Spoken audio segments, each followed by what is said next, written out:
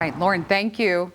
And Deputy Proxmire's loss is being felt closely by officers and members of the Kalamazoo community, as we saw with Lauren's story, and beyond, even across state lines. Doug Reardon joining us live with more on the impact this tragedy is having. Doug? And I think that is the word that the community would use for this, Janice, an absolute tragedy. You know, every person that we talked to out here today, we're learning a little bit more and more about who Deputy Proxmire was beyond the badge. And from his brothers and sisters in blue, even ones who weren't part of this particular department, to complete strangers, he certainly has made an impact here in this community.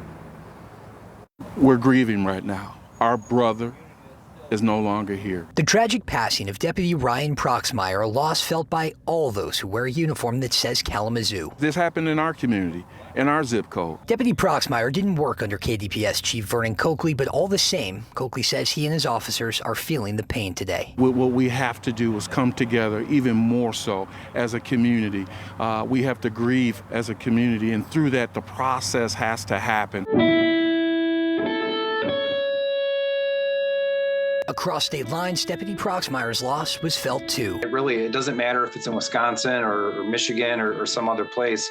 That officer impacts us all. Nate Carroll has made these types of tributes before. When a law enforcement officer is hurt or killed, he posts on his YouTube page. It's a small gesture to let those communities know they aren't grieving in a vacuum. The work that these officers do, it doesn't just impact their community, it impacts all of us. And if they give their life in service to us, we have a responsibility to honor their service. From Wisconsin to the same community where Proxmire lived, served, and died, his name is being spoken often this week. His sacrifice on the fore of everyone's mind. This is tough. One of our family members was taken away. They look out for us. As Americans, we should look out for them, I believe. And Janice, just one quick story that Sheriff Fuller shared here at the press conference today about Deputy Proxmire. He said that at one point during his career here, they were short on lockers to store their stuff in. Deputy Proxmire was the first person to step up and volunteer to share his locker with a younger deputy. So just gives you a picture of what type of guy he was. We're live here in Kalamazoo. Doug Reardon, Fox 17 News.